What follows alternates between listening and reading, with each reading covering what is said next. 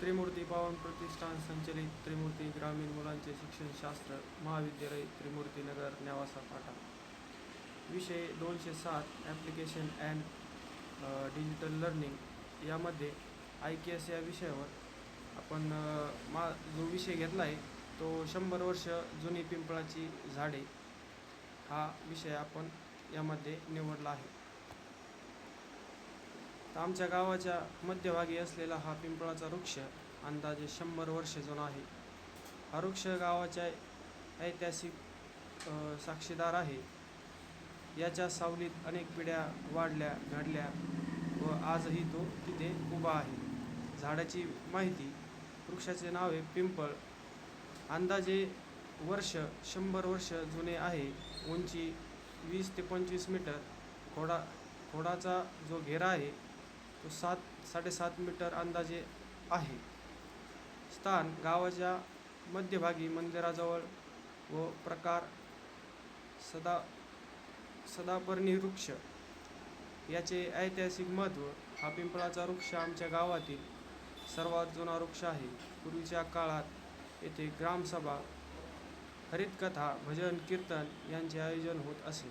अनेक स्वातंत्र्य सेनानी या झाडाच्या सावलीत भेटले होते हे ज्येष्ठ नागरिक सांगतात. संवर्धनासाठी उपयोग. झाडाभोवती स्वच्छता ठेवणे, झाडाचे संरक्षण करण्यासाठी कुंपण करणे, फांद्या तोडणे टाळणे, प्लास्टिक व कचरा टाकू नये, नवीन पिंपळाची लागवड करणे. अध्ययनातून निष्पत्ती. या प्रकल्पातून आम्हाला पिंपळाच्या वृक्षाचे पर्यावरण, संस्कृती, ऐतिहासिक व सामाजिक महत्त्व समजले. जुनी झाडे म्हणजे आपला वारसा आहे, त्याचे संरक्षण करणे हीच आपली जबाबदारी.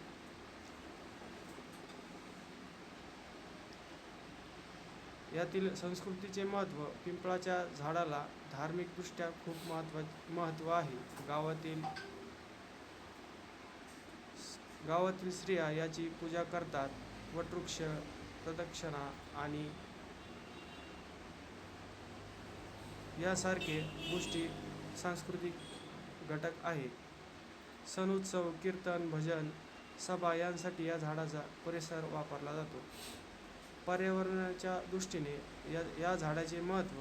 हा वृक्ष मोठ्या प्रमाणात वायू देतो, हवा शुद्ध ठेवतो, सावली देतो, पक्षी, खारी, कीटक व इतर सजीवांना आश्रय देतो, त्यामुळे जैवविविधता टिकून राहते.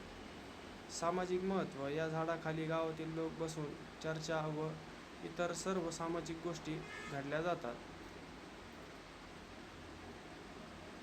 सांस्कृतिक दृष्टीने पिंपळाला भारतीय परंपरेत अत्यंत पवित्र स्थान आहे. अनेक धर्म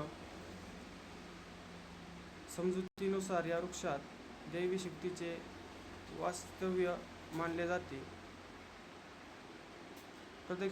यामध्ये स्त्रिया प्रदक्षिणा घालतात व कुटुंबाच्या कल्याणासाठी प्रार्थना करतात. या परंपरा केवळ श्रद्धेवर आधारित नसून त्यामागे वृक्ष संवर्धनाचा विचार दडलेला आहे.